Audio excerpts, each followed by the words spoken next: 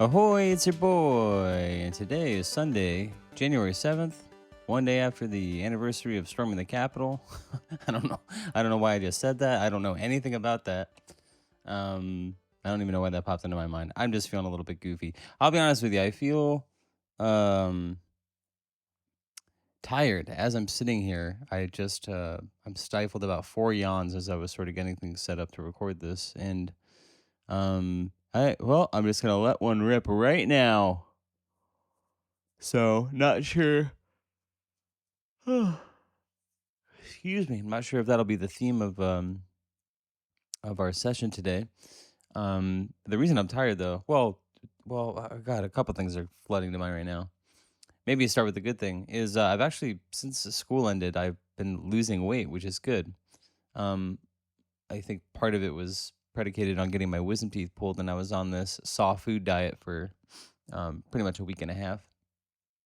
Pretty much back to eating normal now.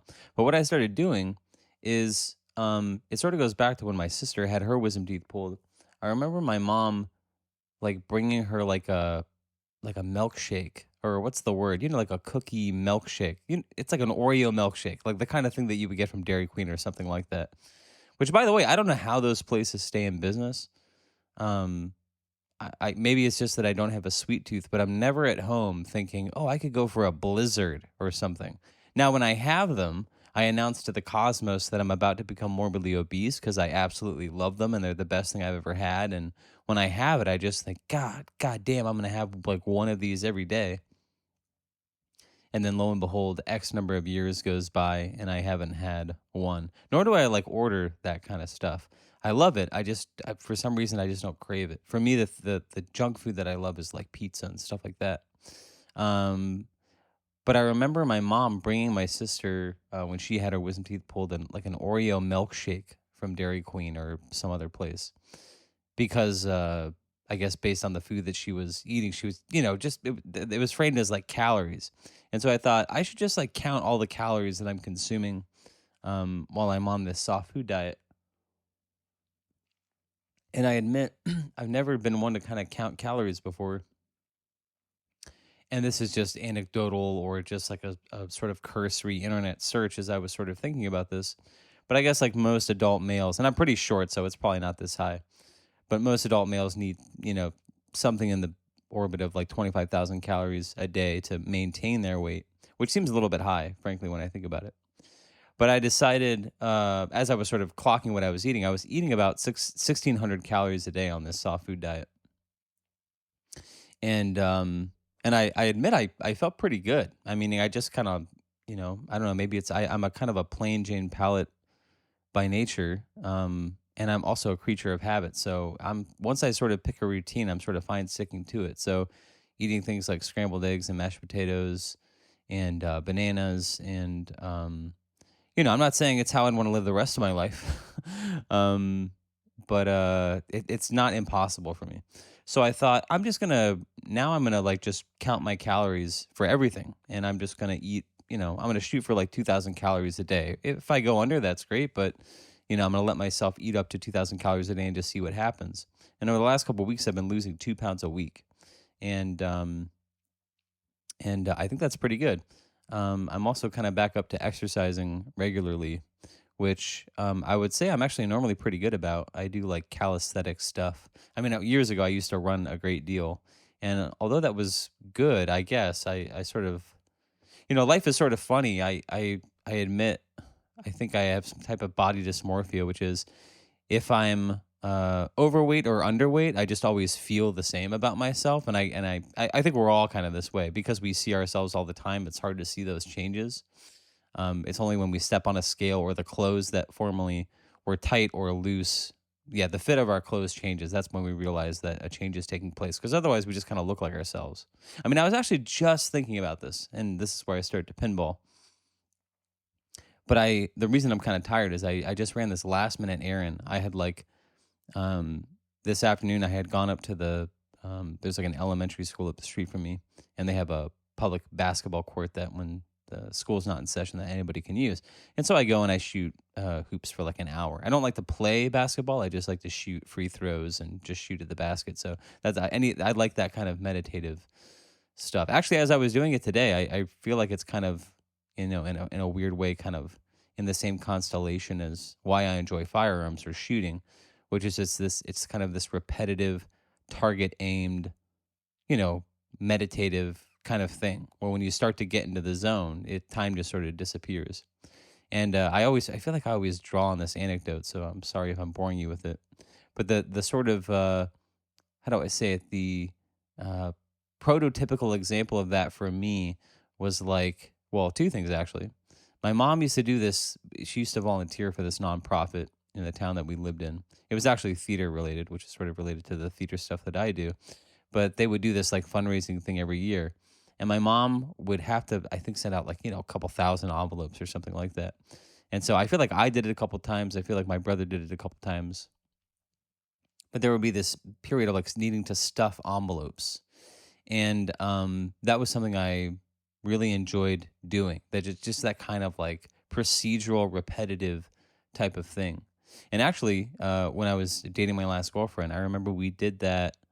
I don't know what you call it. Like, it's not rock the vote. I don't know what it is, but it's this like campaign letter writing thing that people do. And, you know, yeah, it was just something that we did. And I think we ended up doing, I want to say a couple thousand, but that sounds pretty ambitious, but I don't think it was far off. I mean, I feel like it was at least 1,000 for sure. But that kind of stuff, stuffing those type of envelopes, that's fun for me. And so why am I talking about this? Basketball, shooting, I enjoy that. Man, we're really getting off topic here. But I was playing some basketball. I came back. I actually did my calisthenics as well. Because actually, you know why I did this? And this is embarrassing to talk about, but this is true. It's because I've been weighing myself every Sunday, and today is Sunday. And so I was like, well, if I got to get on the scale today, I'm gonna double down on the exercise. So for me, shooting baskets is exercise because hell, you break a sweat. I mean, I don't know. I don't know how to. I mean, I don't like wear like a smartwatch or anything like that to count calories or a pedometer or something like that. I did wear. I had a Fitbit for a while, and that thing was a piece of shit. The pedometer was way fucking off. I would look at the calories burned. It was absolutely insane. So that thing was completely unreliable. So I just stopped wearing it. This was like, I think I started wearing it like 2 years ago or something like that. I had it on me. I think I actually stopped wearing it when I was in Taiwan. But yeah, so I was kind of doubling down on the exercise because I knew I had to get on the scale today. And would you believe it or, this was actually a pretty active week for me. And I think my calories were down in general. And I only lost 1 pound instead of 2. Isn't that so typical? Isn't that how life works? When you're not really thinking about it and you're just kind of going through the motions, you're kind of, you put up bigger numbers. But when you're kind of intentional about stuff, it's very Taoist philosophy, actually, when you think about it. The whole kind of wu wei, anything that you do with intention is actually doomed to fail. It's only when you're just kind of in the zone, you're not thinking, you're not overexerting yourself. That's when you really accomplish stuff. I mean, in a way, I kind of feel that whether it's shooting baskets or whether I'm at the range, when you're very intentional and very purposeful, you're often shooting the worst. And that's for basketball and at the firing range. But it's only when you're kind of in the zone, trust your gut, and kind of rely on muscle memory or intuition, that type of stuff, that you seem to do your best work. But anyway, I really am not even getting to the point. I was talking about why I'm tired. I don't know. I think the point is that I just did that stuff, took a shower, and then I actually realized last minute I had to book a last minute doctor's appointment in preparation, really just for my graduate school applications. They require this health thing. I mean, everything I do. Maybe I had to do this when I went to Middlebury as well. But like going to Taiwan and applying for grad school, I feel like I've done this a few times now. And you just have to get these like, you need to get a physical, and you need to get this like, I don't know, proof of health form filled out or whatever. And it's always very confusing because, although the document is always that you print off is always in Mandarin, and so in Chinese characters, and also in English. But the English translation is always a little bit strange. And that is true across the board. I mean, this sort of generalizes to a lot of other things I'm kind of feeling a little frustrated by right now. But the problem with these doctor's forms is when you go, knowing what I know now, it's exponentially more frustrating. The process itself sucks enough, but you have to go to the doctor, and it should be as simple as sitting down with the doctor and having them just fill out the form in front of you, and then just handing it back to you so you can leave. It's not I fill out all the personal information. It's not like there's specialized tests that need to be done. It's just like, does this person have X, Y, or Z, and are there any glaring issues? No, it's just a formality. You know what I mean? It just gets filed away somewhere. But the doctors can't do that. You have to go through the medical records office.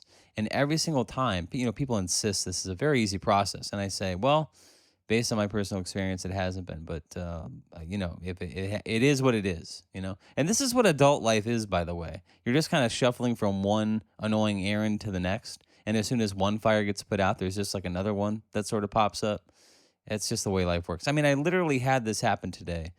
I was, I'm jumping around trying to get all this stuff ready for my grad school applications or whatever.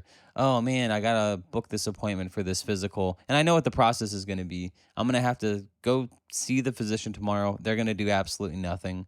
Everything's gonna be fine, but I'm gonna have to have had the appointment so that I can send the form to the medical records office, and then they'll send it to the doctor, and the medical records office will tell me that they'll have it back to me in 5 business days, and then a week will go by and I'll hear nothing, and I'll follow up with them, and then they'll follow up with the doctor, and they're not going to get back to me, and then a couple days later I got to follow up with them, and the deadline's going to be approaching, and they always insist, oh well, we have to get the form back from the doctor so we could put a stamp on it, and then we'll send you a PDF of it, or whatever. And you know what always happens? Every single time the deadline passes or whatever, I have to, exchange emails with the organization saying, sorry, I have this thing, I'll get it to you as soon as I can. And thankfully, everybody's been understanding to date, probably because I imagine people deal with this kind of stuff all the time. But even this is the worst part. They tell you it has to happen X, Y, and Z. And you sort of bring, whatever experience you've had that you are bringing to bear on this kind of next attempt. And I always try to thoughtfully explain, I know you're telling me it has to happen A, B, and C, and yet my experience is that because the process is super frustrating and disappointing, what ultimately ends up happening is I exchange emails with the medical records office. They have no answers for me. I end up, circumventing the whole process and calling your office. And then the doctor basically just fills it out. They print it out, fill it out, and leave it at their desk and stamp it with their own office seal. And I just go in and pick it up myself. So it's this super crazy protracted process that we could just save ourselves this whole trouble if you just filled it out and at the same time, right? So anyway, that's one thing. The other type of adult bureaucracy that I sort of dealt with today that was super frustrating. Anyway, let me just put a pin in this last point. So the reason I'm tired is because I got out of the shower after doing my basketball and then my calisthenics and stepping on the scale and being sad about only losing 1 pound. But maybe that actually means, I don't know if you've watched shows like The Biggest Loser or whatever. I mean, that must just sound like an ancient artifact to some people. But I remember like you would have, especially men would just lose insane amounts of weight on that show. And they would like, once they start doing it, the weight is just like melting off. And then they kind of hit these plateau periods. And they'll work their ass off all week and they'll lose like no weight. And they had lost like 25 pounds the week before. Okay, maybe it sounds silly that I'm comparing myself to that, but that's just where my mind went. But basically, as I was in the shower, I realized, because it's late after, now it's early evening, but it was like late afternoon. I said, holy shit, if I have to go to the doctor tomorrow, I got to have that form printed out. And your boy's living in the 21st century, so he doesn't have a printer. Or actually, I do have a printer, but it doesn't work. Yeah, it basically took a shit on me like a year ago. So when I'm in school, that's not a problem because I can just go to the school library or whatever. But I've had to take multiple trips over the last 2 weeks to FedEx office, and I have to do this very dubious thing where you send the form or whatever you need to print via email. And it's nothing super sensitive, but it's these sort of graduate school applications that I don't know, they don't have my social security number on them or anything, but it just feels weird to be sort of sending, sort of forms into the ether and just like, it just, I don't know. It's just, you know what I'm talking about. Just the nature of the digital society that we're all living in. But I basically was like, yeah, I had to like walk up the street, hit the BART station, and ride the train one stop and get off at FedEx office and print 2 pieces of paper and then walk back to the station and then walk home. So, um, yeah, I feel a little overstimulated today. And then I get, oh yeah, so that's the end of that point.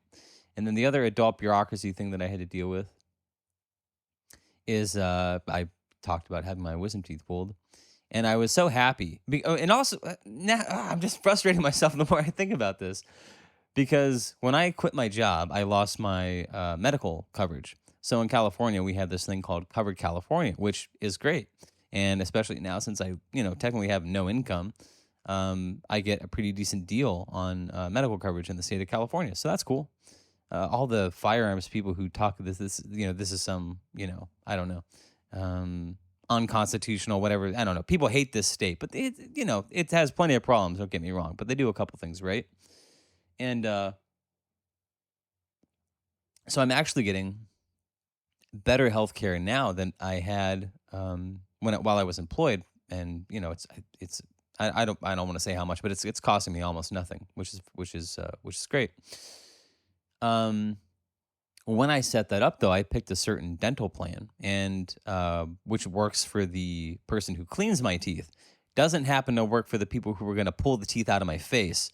So just for that procedure, I switched my medical coverage, or sorry, my dental coverage, just so I could get this procedure done. And so, I have this that is a frustrating thing in and of itself, because that sort of, it resets things or whatever. So when I try to make the appointment, it doesn't look like I have coverage. So they first give me an initial quote without coverage.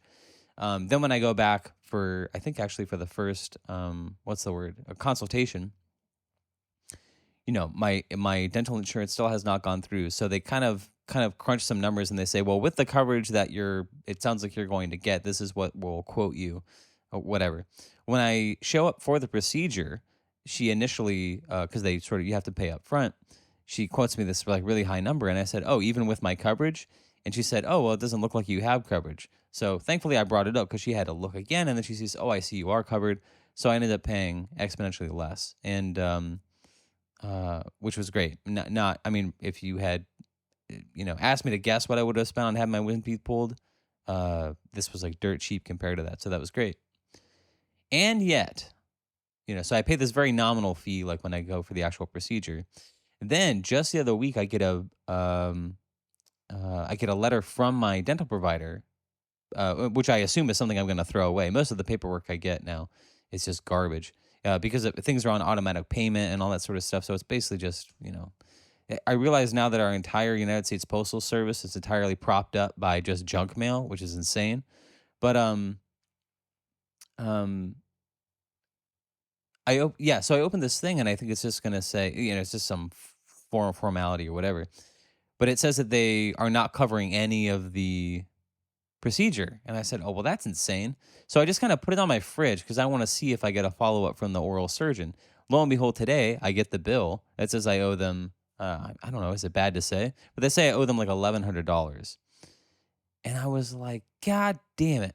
And so I go online, I start looking at my dental plan, and then I realize, of course, and I should have anticipated this, frankly. I feel a little bit dumb, but this is how we learn these things, I suppose. When you sign up for a new dental plan, you're put on a waiting period for certain things. And of course, it's all, once I look at the details, it's all the things that somebody would want dental coverage for, right? So you're basically put on like a 2-month waiting period, where it's like you can't get X procedure. Because one, they're all the type of things that you would want done immediately, but it's exactly the things that you can't do. So because I so basically, I don't know. There's really not much to say, except it's actually not covered. So now I have to pay out of pocket. And I was just like, God damn, man. Whether it's taxes or, even the whole Covered California thing, the whole process itself is like, you have to send them all these documents, and then they send all these like confirmation types of things. Oh, we need more proof of this. We need more proof of that. And I'm going to feel real dumb, because this is where my mind's going, and I really don't know what I'm talking about. But there was something similar to this, where I was talking with someone, and I was like, Yeah, there's a piece by David Foster Wallace called "This Is Water," which I think was really like a graduation address. And I don't know if it was at like Harvard or wherever, but he gave this like graduation address, which I think was later he edited and it was even published or something.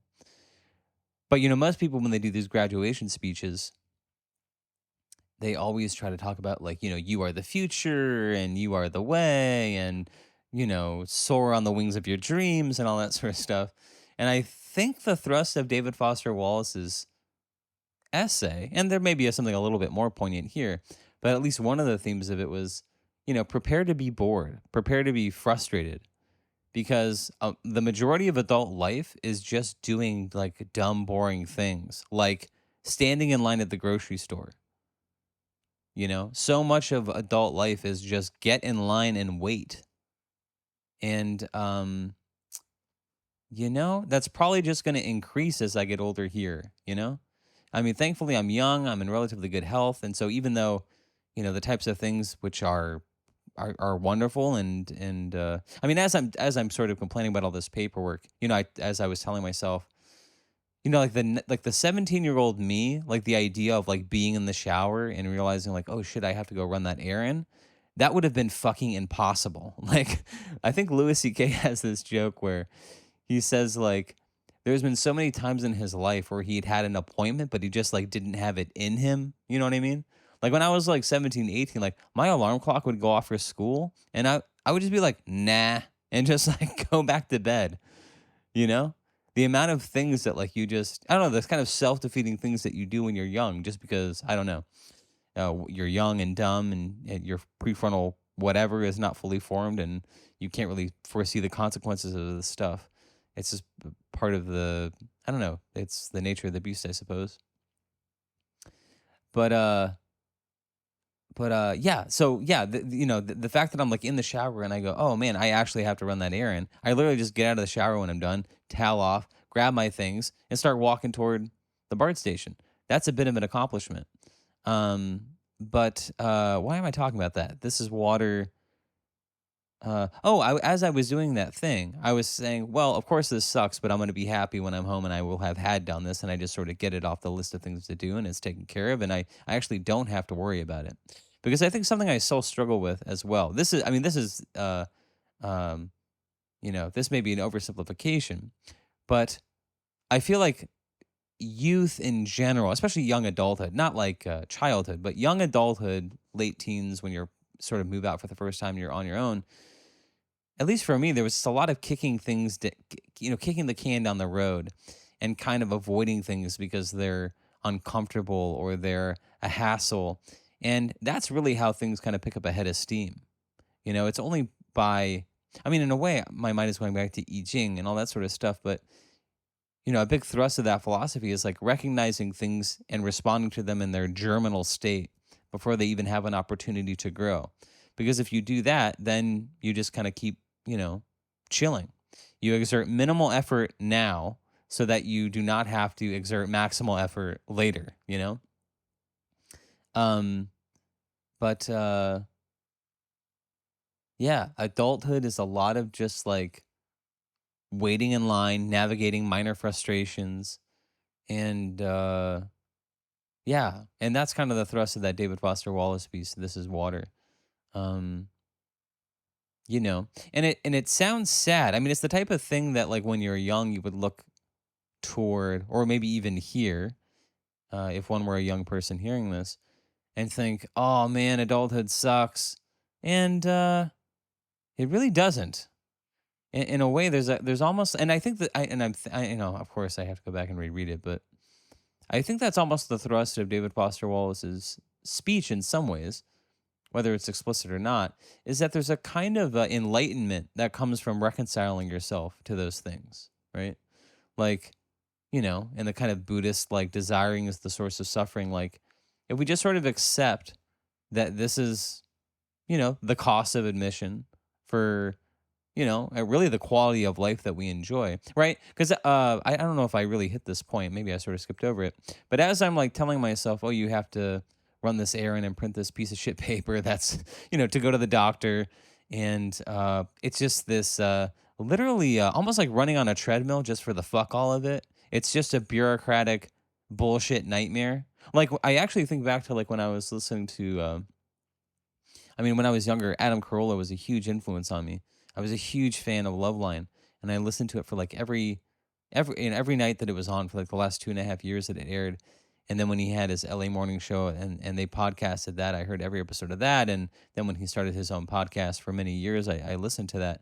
I admit I haven't um, I listened to it in I mean maybe over 7 years or something like that. But anyway, that's yeah, that's a whole other chapter in my life. Meaning I've sort of been in touch with people who are sort of tangential to that podcast and been on their podcast and stuff when I was doing music. So that's a universe that I have a lot of affinity for. It's not a disparaging thing. It's just not something that's really on my radar or something that I turn to anymore. But why did I bring that up? Oh, Adam Carolla used to have this point where his sort of shtick is ranting and raving and complaining about stuff. And he makes a point that I think about all the time, which is why do we do it this way?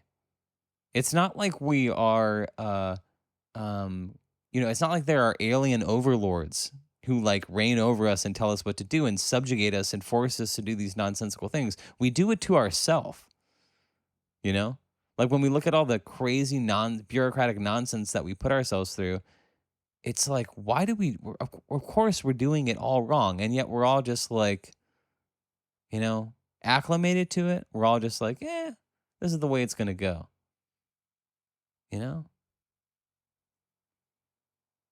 And I guess I'm not necessarily advocating for like a complete acceptance of that, Like, I mean, one of my major frustrations of my last job was just this kind of bang your head against the wall approach to like, it's always a nightmare. It always sucks. And yet we're just not going to retool.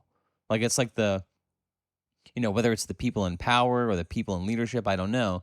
But there's just like it's like the devil, There's almost like a base level of misery that people, just accept for themselves or something like that. And, maybe in certain areas of your life, you just don't tolerate it. But I guess I'm trying to say, gosh, this just sounds really, really almost, is it misanthropic or misanthropic? I don't know. But yeah, there's something kind of sad about all this as I'm sort of spelling it out here. But there's something, about adult life, which is just, yeah, you just have to understand, like, you're going to wait in traffic. You're going to wait in line at the grocery store.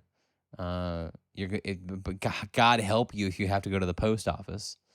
And, there's just the world we live in. And yet, oh yeah, and I keep approaching this and not saying it. It's really all in the service. Well, two thoughts. When I go and have to run this errand, the reason I think, it's all nonsense, it's all bullshit, but I know in my mind, I close my eyes because I've been there before. In just over a month, I'll be in Taiwan. I'm currently like looking for an apartment, all that sort of stuff. And that's a hassle in and of itself. But at the end of the day, if you just submit to that process and commit to it, and maybe this is actually kind of related to like losing weight as well. Yeah, it all sucks. It'd be much more fun to just eat pizza all the time, which is my junk food, like, don't get me wrong, the Blizzard or the Dairy Queen, that's all fine. But like the thing that I crave is like pizza. I was going to say a hamburger. I don't really crave a hamburger, but when I think about like things that are satisfying treats, when I think of like, what is a treat? Oh, that's a treat. Something like that. But all the sort of nonsense bureaucracy, at the end of the day, I'll get to look up in a month and I'll be in Taiwan, and that's going to be a good thing, and I'm going to enjoy that. Now, of course, there's probably going to be some bullshit that I have to deal with in Taiwan as well. Like I was actually thinking about, I'm probably going to have to pay my taxes while I'm in Taiwan. That's going to be a fucking nightmare. I just pray to God that I have all the things that I need mailed to my house before I leave. And also, I guess it's kind of good too that things are getting more and more digitized. But I do know that some of my, what do you call it? I don't know. I was gonna say Schedule C. I don't even know what the fuck I'm talking about. Miscellaneous. That's what I'm trying to think of. The miscellaneous income I have, stuff from royalties. All that stuff always comes in the mail. I don't know why I can't get that stuff just sent to my email. But yeah, at the end of the day, you do all this nonsense so that you actually get to enjoy a quality of life that's pretty good. if you just, yeah. So I guess I'm trying to say there's a kind of enlightenment and just sort of accepting that or something.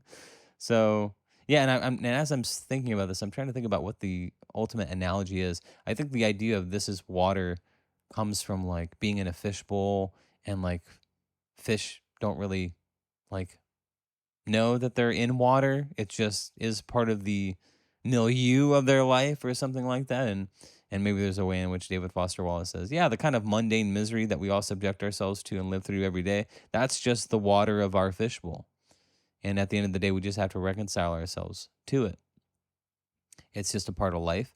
I mean, you could try to fight it, but prepare to be disappointed. And I mean, in a way, actually, this is interesting. In a way, it kind of goes back to like Adam Carolla, because, excuse me, um, I admit part of the reason I've maybe gravitated away from his content is I have found, just as he's gotten older, um, I find him a little bit more entrenched in maybe sort of conservative politics and in a way of thinking that just doesn't really like speak to me anymore. I admit, I think part of that, it just as like an interesting, I don't know if it's a thought experiment or just seeing what happens to public figures in general. I think part of that is a consequence of kind of, I've talked about, when I was growing up, and I still consider myself a kind of a progressive and a leftist. It's by virtue of where the rest of the left has sort of gravitated toward that, by virtue of where they stand, I'm certainly right of them. And so, for a contingency of people or a segment of the population who considers themselves left, I am on the right. And I think when you have a public figure or somebody who's very successful, when that contingency of people starts to castigate someone or make them feel like they're alt-right or whatever, they just go, all right, fuck you. And they kind of start sprinting in the opposite direction. Or they start looking around for a population of people who will accept them or who they do resonate with. And unfortunately, when you do that, I think you I don't know, you get this kind of like affirmation or whatever. And I think success is its own kind of echo chamber or whatever. But yeah, there's something about where he's kind of landed that feels less, mm, yeah, less entertaining to me and more reactive. But when I go back, and actually recently I was doing this, I'm trying to think of why, but I've been actually going back and listening to old Loveline episodes, and gosh, he's just so goddamn funny.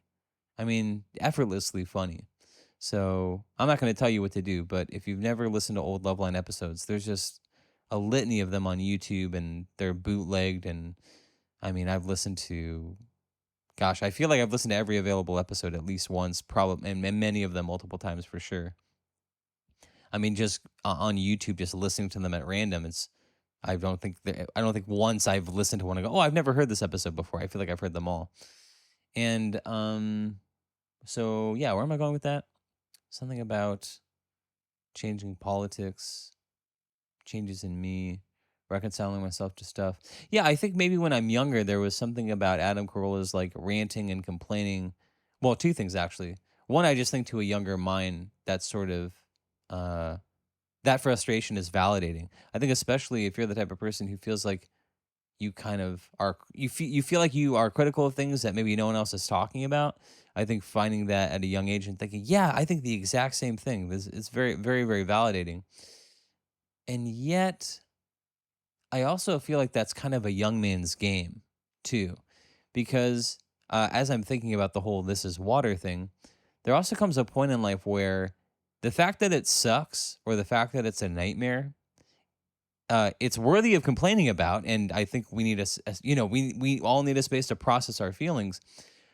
But it's like how, the real Jedi perspective, that's kind of like the entered apprentice kind of mentality, which is that is the burgeoning of wisdom. That's the opening of the third eye. But it's also a bit like looking, yeah, it's like anything, which is like, but if if it also seems observably true that that's not going to change, what are you going to do about it in response? Because you could just sort of keep yelling and screaming about how much it sucks. And, that's something. Meaning people like myself who hear that for the first time may find validation in it. But if I also tune into your podcast 20 years later And I literally hear Adam Carolla making the same rants and complaints of things that I have heard him say for the last 20 years. I mean, one, I think it's just like any relationship in general. Like, if you're dating someone for long enough, there's just no story you haven't heard. You know what I mean? Like, I'm sure we've all been in that place in a relationship where it's like you're going out to dinner with the new couple, but you're kind of like doing the shtick. I mean, this is just what life is. We just get to. It's like every new relationship you enter, you kind like they get to know you the same way. You just kind of have a repository of stories that someone's hearing for the first time. But when you're in a relationship, you kind of have periods where you're meeting new people as a couple, but you've all heard the stories, but you're kind of telling them for the first time. Is this making sense? The point I'm trying to say is you spend enough time listening to any entertainer or any musician or whatever, like a relationship, you've just heard all the stories. You can literally anticipate where the conversation's going before they get there. And even when I was listening to Loveline, that's kind of where I got with that show, where it didn't matter who called. I knew what the response to the caller was going to be. I could anticipate the response. And that's true of the podcast and all that sort of stuff. But when I haven't listened to your podcast for 8 years and I tune into it and you're making the same exact comments, well, then I start to think, well, and I'm trying to sort of draw this back to myself as well, which is when we think about like the types of things, like whether it's the bureaucracy of filling out medical forms or waiting in line at the grocery store, I think the real Jedi perspective is like just sort of accepting it, right, or acclimating yourself to it, because you could just you're just kind of making yourself miserable if all you do is like yell and scream about it. There actually might be another way to kind of engage with this thing that actually makes it better for you. You know, like the worst thing that I see, and I think I think it gets sort of perpetuated, not because anyone really enjoys it, but because it is a bit of a train wreck that we all watch. But when I see these adults engage in these sort of confrontations that get captured on cell phones, and it's basically just two idiots pointing cell phones at each other, they all have that same stupid cadence where they're calling each other ma'am and sir, but it's just all agitated. Oh, are you calling me that, sir? Oh, are you calling me that, ma'am? Oh, say that again, sir. Say that again, sir. And they always they always accuse each other of assault. That's assault, sir. That's assault. Or are you threatening me? Are you threatening me, sir? But it's like, an adult like avoids those situations, right? Like even when they're confronted with that type of idiocy, they just smile and nod. They don't engage, even if they're right. It's like, yeah, I don't know. It's like other things in your life. It's like, yeah, I know this process is bullshit. I know it's going to be super frustrating and disappointing. And I feel like I have a good idea of like what could rectify this situation and how this should be handled. And I will, to the extent that it's appropriate, I will suggest when I go to my doctor's appointment tomorrow, I will say, hey, this has been my experience. Maybe this time you could just fill out the form and hand it to me, or leave it at your office and I'll come pick it up. But when the doctor tells me, unfortunately, I can't do it, we have to do it X way, I'll, not be happy about it, but that's what we're going to do. But I'm not going to scream and yell or ask to speak to a supervisor or, I'm just going to go, okay, this is the ride that I'm on. And, it's always disappointing. It's always frustrating. But at the end of the day, I get to look up and be in Taiwan and enjoy that. And I was actually thinking about this because I was saying, I think earlier I sort of was saying it's something about it's a quality of life thing. Like it sounds kind of counterintuitive, I think, to say, oh, these super frustrating things that we do are actually in service of a quality of life that we actually get to enjoy. And for some reason, I don't know how it happened, but you just kind of let YouTube kind of roll sometimes. I've mentioned I've been doing this TEFL thing, and whether it's having classical music or YouTube videos or something, I don't do well with like complete silence usually. I like some type of white noise. So as I do this, I'll have music playing or I'll have YouTube playing in the background. And I don't know why YouTube started spitting up these videos of like soldiers on the David Letterman show, like people who had won the Medal of Honor. And it was sort of interesting because on the one hand, there's these people who have been given the, I think it's the Medal of Honor or the Medal of Valor, I don't know, but they've sustained some type of injury in battle, and usually it's like, someone jumped on a grenade for their platoon and whatever, and they sort of get the medal, and they get it from the president and all that sort of stuff. But I was sort of thinking about this, which is there at one point David Letterman asked this person a question, and he said, and I forget the soldier's name actually. Let's just call him Dave. But he said, now the part of you that jumps on a grenade, is that Dave the soldier or is that Dave the person? And the soldier, it sounds a little dogmatic or a little ideological, but I think it was actually kind of poignant when I heard it. But he said, when the minute you enter the Marines, from day one, you're just, he didn't use the word inculcated, and I don't necessarily mean it pejoratively, but he said, you're kind of inculcated with the idea that you're a part of a bigger thing, that you're entering into a system and an idea and a history and a culture that's bigger than you are, and everything that you do once you become a Marine is in service of that. And so even though I would like to think that it was me, the individual, who in a moment where I realized I could sacrifice myself, because it benefited other people, or that somehow this act that I did was somehow indicative of who I am as a person, that in a way it's actually it's not me, apropos of nothing, it's me as a Marine. It's my investment and my entrance and my submission really to something that is bigger than myself, to be a part of something bigger than myself, that when that grenade sort of lands on the floor, it's not me, the individual, who sort of jumps on it. It's I'm partly cloaked, inculcated, or part of my operating system is this selflessness, this thing I've sort of been coached up and sort of trained to sort of rely on, this sort of to the point where it becomes instinct that I sort of throw myself on the grenade. And I thought that was actually, a powerful point. And I don't necessarily mean to make it religious, but especially as I get older, as someone who's been an atheist and skeptic their whole life, I actually heard, I think Christopher Hitchens, like probably one of the most famous atheists around, and I think one who has the most staying power as well.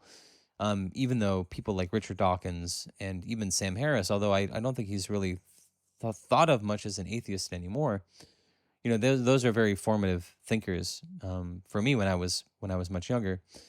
Christopher Hitchens is the one person who I go back to and I still see his videos, and I think that he is just scathingly brilliant. But for all his criticisms of religion, which are fucking excoriating, by the way, if you've never seen him debate, just go on YouTube and you could probably, people always talk about a hit. His name is Christopher Hitchens. So he was just famous for decimating people in debates and just absolutely undressing them, like completely dismantling people with his words. And so if he did that to you, it was called a hitch slap. So I'm sure you can find these sort of hitch slap compilations on YouTube.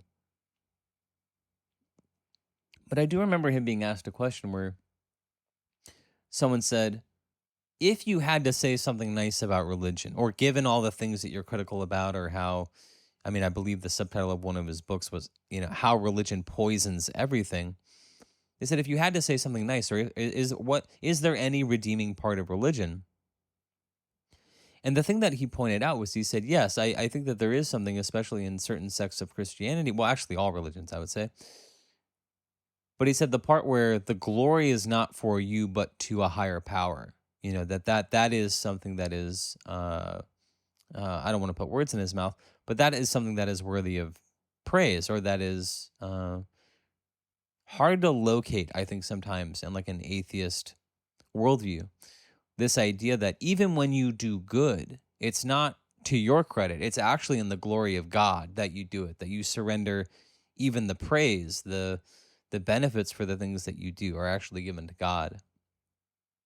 And I'm not saying that religion has a stranglehold on this mentality, but I do think that maybe in the same way, wow, it's funny how this stuff comes together. But even as I'm saying, although maybe someone like Adam Carolla was very formative to me as a young person, as I get older, I sort of see some of the, if that perspective sort of calcifies and doesn't change, it becomes its own kind of limitation.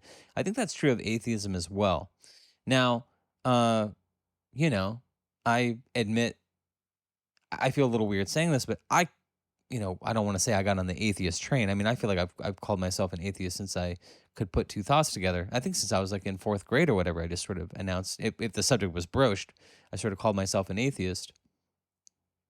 As I got older, that term became more meaningful, especially as I thought if I'm going to be an atheist, and we've talked about this, but I spent a lot of time with different religious groups or whatever. That term, especially this was like post 9/11, identifying as an atheist was, I think, especially, I don't want to say meaningful or important, but that carried a lot more weight than it does now because I think, even since then, the world has secularized a great deal where it almost seems like a non-issue. But especially, when I grew up in the, 90s and the early 2000s, even though, society was, you know, secularized, there was still this overarching belief and belief that religion was a good thing.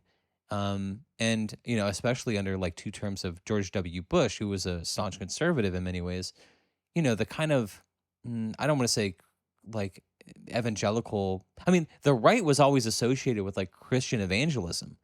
That was like the extreme form of the right was like Christian evangelism. So identifying as an atheist was a little bit more different. But why am I talking about this? Um, yeah, maybe I was saying something about like the staying power of somebody like Christopher Hitchens is because there's also something in the kind of strident atheism. Like when I still see adults, like for example, there is a former podcast host of formerly a host of uh, a skeptics, or I don't even know what you call it, but a podcast that was geared toward people who were like skeptical, atheists, humanistic, that kind of stuff. And I remember when I was much younger, he came and did a talk at the local library. And at the time, again, maybe it was part of my interest in different religious groups, and I was going to all these churches. I was also big on media. So, like when I would spend time with the Mormons, I would record with audio, with their permission, all of our interactions. And when I would go to things like the Church of Scientology or whatever, I would come back and just make these audio recordings of my experience. Just something about hell, for a guy who sticks a microphone in front of his face every week to just talk at nobody for an hour, maybe this makes sense. But I just liked archiving. I liked filing things away. I liked having the media. You know what I mean? I liked having the record of the experience. And so this person that I was aware of came, and I basically emailed them ahead of time and said, hey, can I come and film you? Can I film this and maybe I'll edit it together and you'll have something to put online? And so I did. And it was just a way that we stayed in touch. And then, Facebook comes around and we happen to connect on there. So we've just kind of been in touch in the year since then. And although I really enjoy this person, when I see like they post very frequently on social media, when I see the comment thread and I see these not just adult males, but I'm talking into their 60s and 70s who still regurgitate and espouse this kind of strident atheism that I felt kind of. It's not that I necessarily disagree with it, but I think I felt more affinity or um, I don't want to say I identified with it, but something like that. I felt more. Yeah, it made more sense to me as a young man. I'm just baffled by adult men, especially adult men, who still kind of hold on to this as like a big part of their meaning making in their life, or really identity forming. You know, it's this kind of like, um, yeah, whether it's like perpetual complaining about the line at the grocery store, or just obstinance and just perpetual anger about the process of bureaucracy or whatever. It just seems kind of unenlightened or something. It just seems kind of, I don't know, provincial is the word that's coming to mind. But I think like, yeah, and maybe it's related too with like the adults who are just like pointing cell phones at each other and like having these battles for social media or something where it just feels very juvenile, you know? I mean, this doesn't really feel related, but maybe it'll come together somehow. But I feel like especially, and I don't know why I'm thinking of BLM, and I'm not sure why I'm thinking about maybe some of this other social justice stuff that's going on. But one of the other things too that I felt like heard the left saying a lot is something about like really needing to revere the perspective of young people and children. And I'll pay some service to that first before I say my complaints about it, which is I have a friend of mine who's currently in Taiwan, who's also an adult. He's a couple years younger than me, but we're both in this period of our life where we're actually doing a lot of things kind of compared to other people. We're coming to a lot of things late in life. I mean, he just finished his graduate degree, which for him already felt late enough. Imagine how I feel, even a couple years older than him, and I'm just beginning that journey. But both didn't graduate college when we were younger, so we got to it a little bit later. And although it was very frustrating recently to be an undergraduate student at, in my mid 30s, now late 30s, being surrounded by younger people, I'm also very grateful for that experience because, I get to kind of see what their world is like and kind of how they're navigating things. And it made me a little bit more sensitive to kind of what they're experiencing. But that's very different. There's almost this kind of like, and maybe it's sort of related to white guilt or something like that.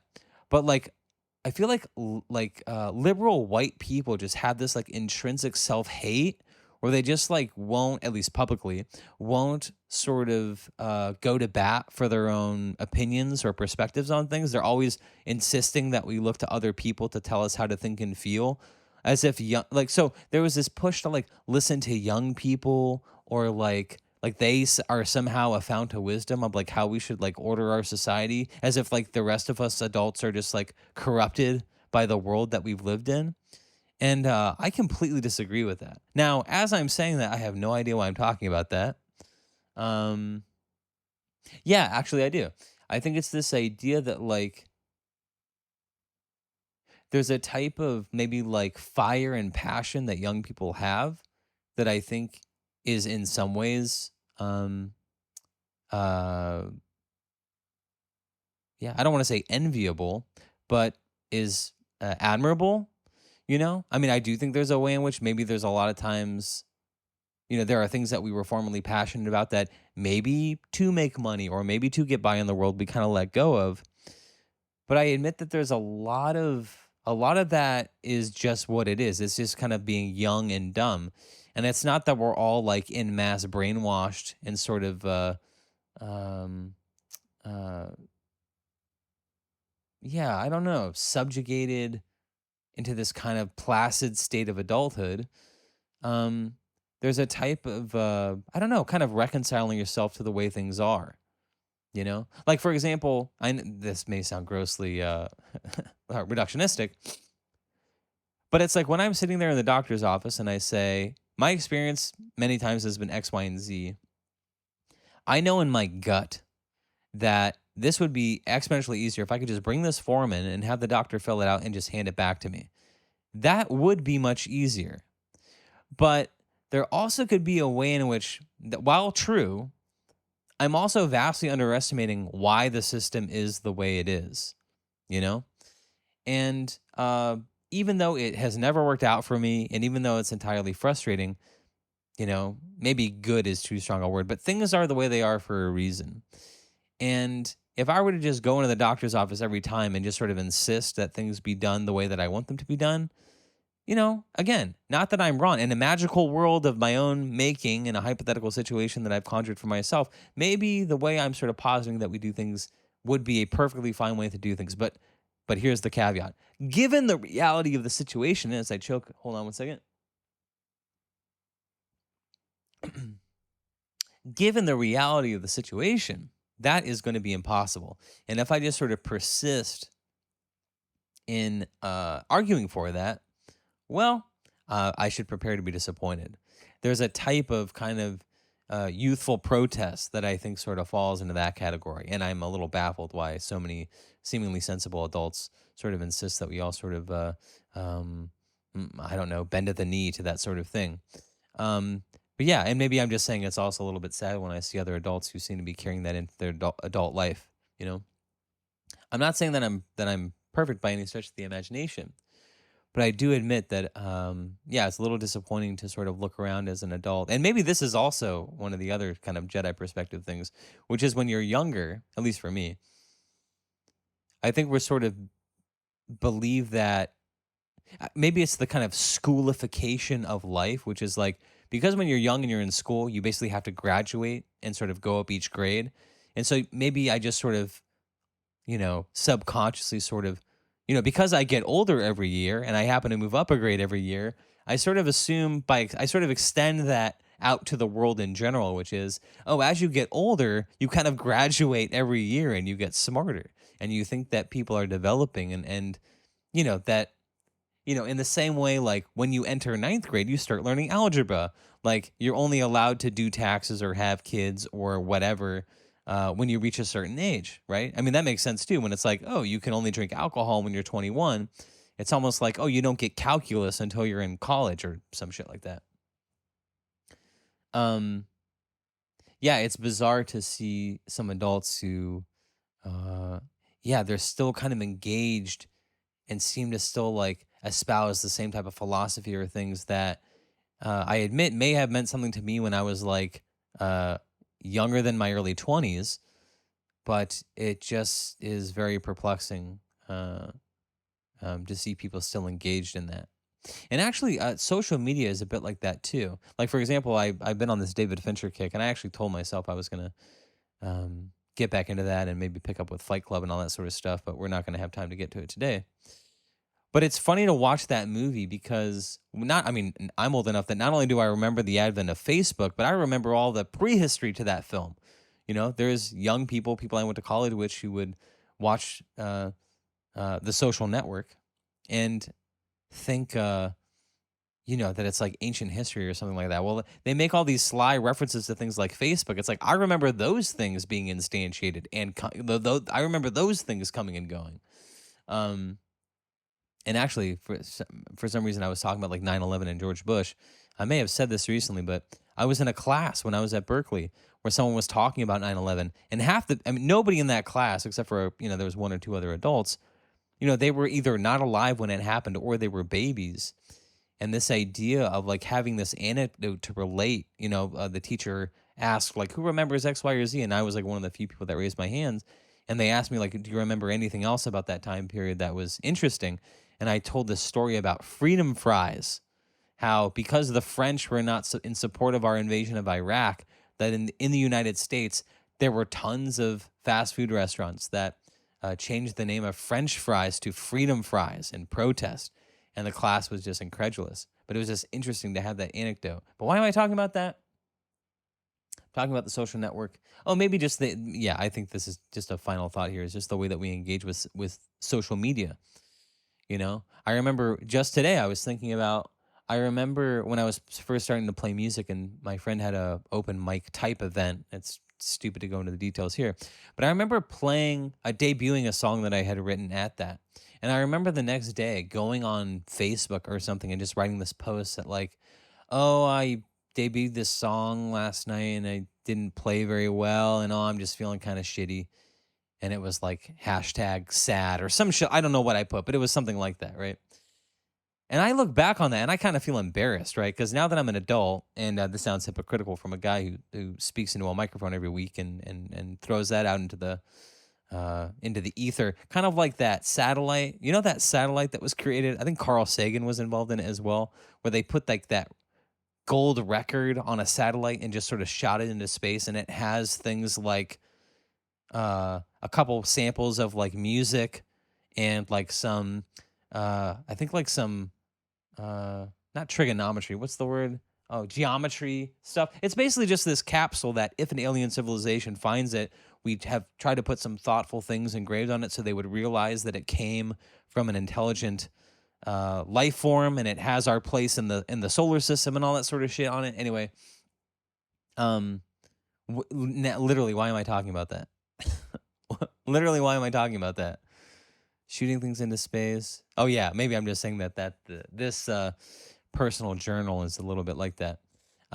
Yeah, so it sounds hypocritical for a guy who does this to say that social media or people who broadcast their lives on social media is something that they should be embarrassed about.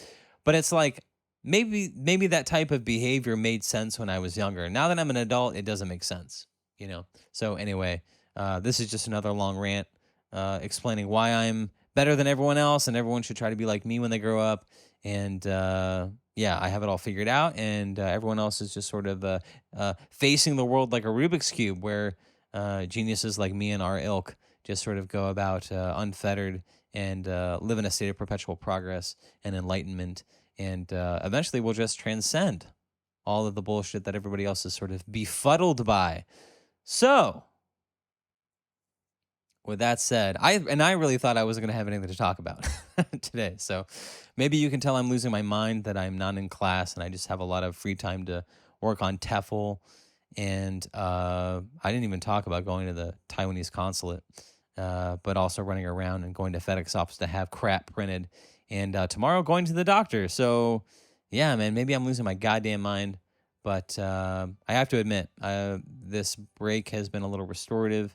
And as time goes on, even though the procedures and the processes that are getting me closer to it are a bit of a nightmare, I'm looking forward to my time in Taiwan more and more. And so with that, thank you for checking in. Thanks for listening. Thank you for your time. And ciao for now.